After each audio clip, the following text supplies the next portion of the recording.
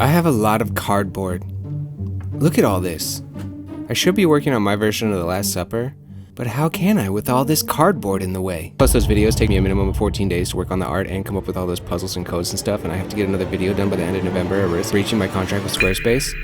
Which reminds me, this video is brought to you by Squarespace. So what to do with all this cardboard? I could recycle it, like normal, but that would take like 5 minutes. Plus, what's that I hear? A small whisper in the wind. We proud boxes are destined for greatness. Unleash our true potential and mold us into the champions we are meant to be. Whoa, did you guys hear that?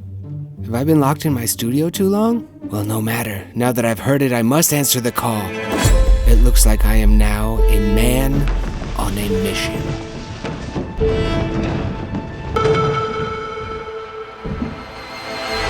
Glue, tape, scissors, paint, spray paint, box cutter, bike helmet, and of course cardboard. My plan is to make a cardboard headdress helmet thingy that's inspired by my 1,000 characters.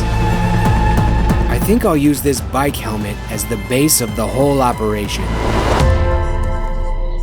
The first step, and probably the most important, is to find a base box that not only fits the helmet, but fits my head.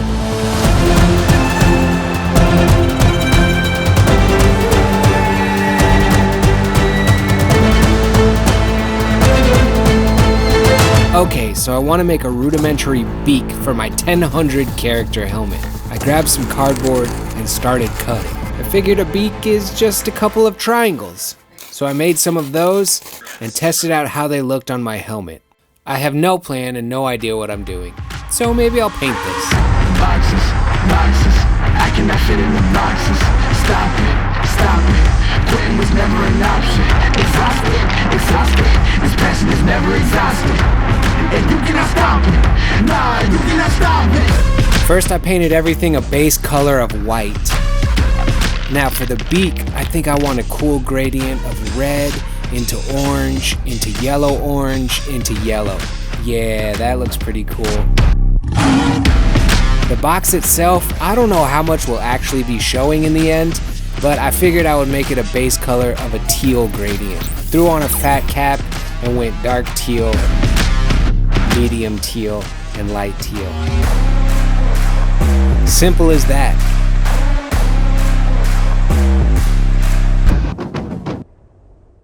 Alright, so far I just have a box and a couple of triangles. And I think I need to make this thing more round if it's gonna look like a 1,000 character. So I have these nice thin pieces of cardboard that come as backing boards when I order my art prints. And I figure I can use these to make the box more round. So I'm gonna try to cut these into sort of a leaf shape and see where that takes us.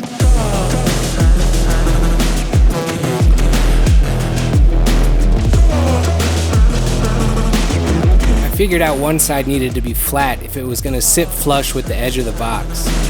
I reached for my glue gun to attach the pieces, and this basically meant that I actually had to commit to this idea and just kind of hoped that it was going to work and look the way I wanted it to look. This whole process took a good deal longer than I was expecting. Cut a piece, glue it, burn your fingers, step back, look at it, how's the shape looking, cut the next piece, glue the next one, so on and so forth. But I was successful in taking my box and turning it into a round shape. Certainly way more round, but you know what? Not completely round. And there's also a lot of gaps between these cardboard strips. I think I can do better. I have Mod Podge. I have old newspapers.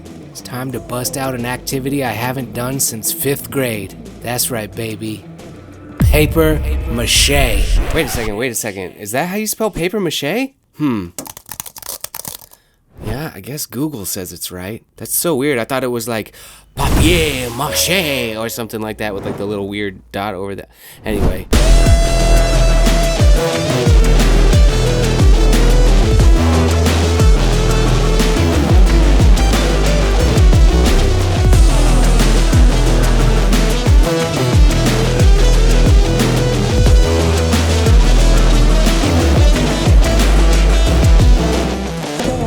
Okay, Mr. Mache, you were fun, and you were messy. but this newspaper vibe is not working for me. I think it's time to paint again. And while I do some painting, I'll also let you guys know about today's sponsor, Squarespace. Squarespace is a website where you can build a website. They have beautiful, award-winning templates that make it super easy. You just take your awesome content, drop it into their amazing templates, and boom, you got a website. They have sick galleries for your artwork. They have e-commerce so you can sell your merch. They have SEO and analytics so you can see how poppin' you are, and just features on features on features that are all the things you want, and yet simple enough that even an idiot like me can build a website. But what's great is if you do run into any issues, they have 24/7 customer support and they can help you out. So go to squarespace.com to start your free trial. And when you're ready to launch your site, go to squarespace.com/1000 for 10% off the first purchase of a website or a domain.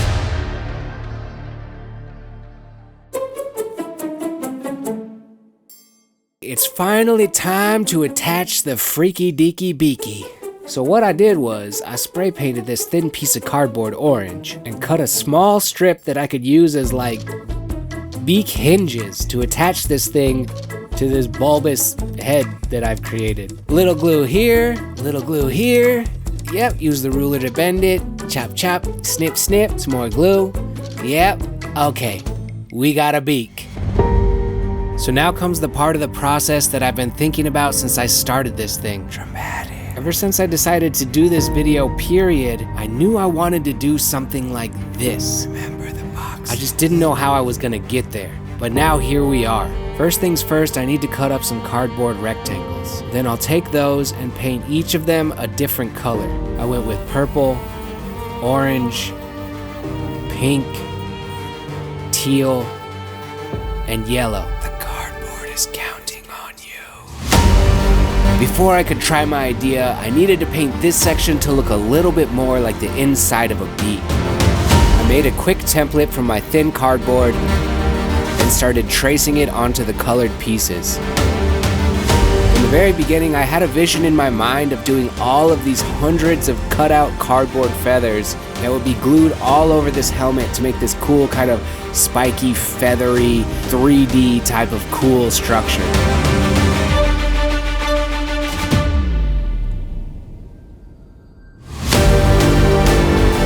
This process took such a long time, it took like 2 days. But with each feather I added, I started to see this character take shape and become more and more cool.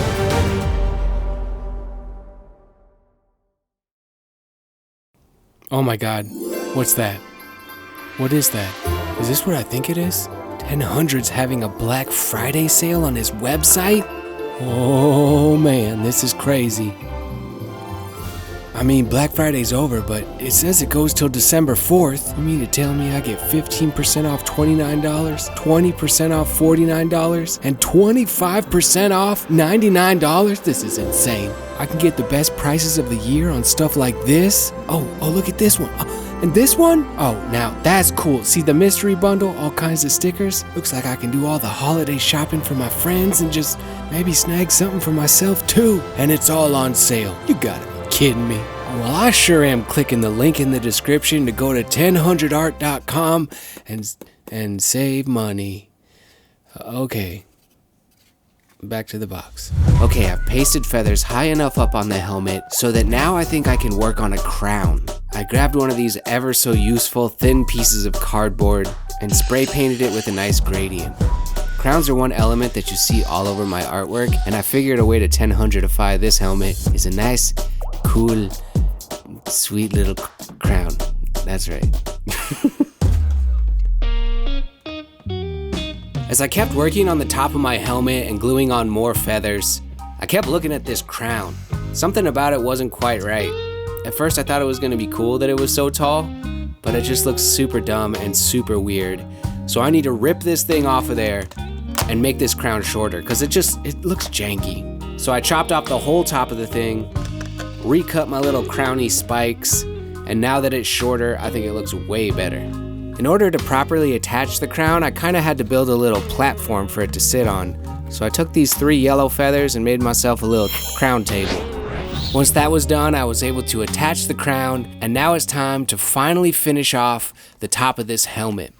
Now remember, if you want to build one of these at home and you need some directions, you can go down to the description and you won't find anything at all, because I have absolutely no idea how I made this thing. As I was looking at my work, I realized I could take these side flaps here and bring them to a point to kind of make them look like wings. We got this crazy super psychedelic bird boxtrosity, so we might as well just push it all the way to the limit.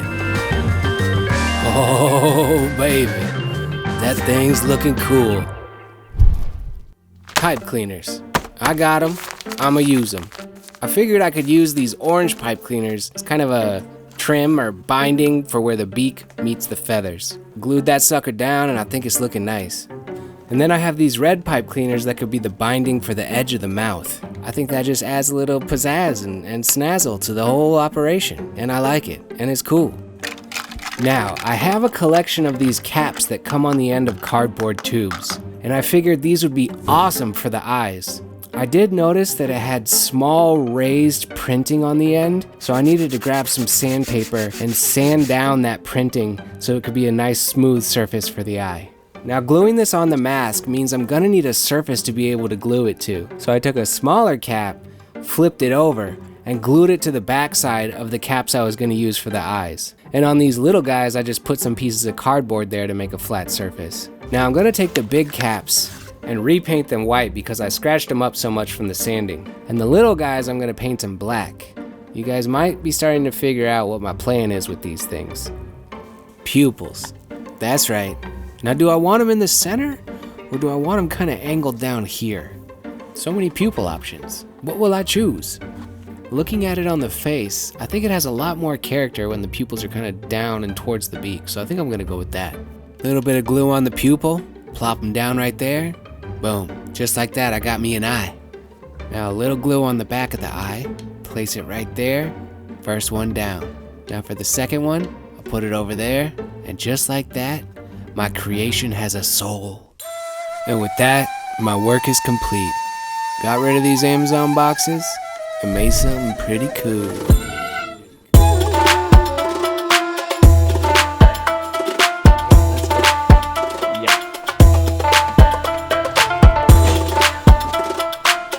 This is amazing. It looks really good. All right, let's go frolic in the park.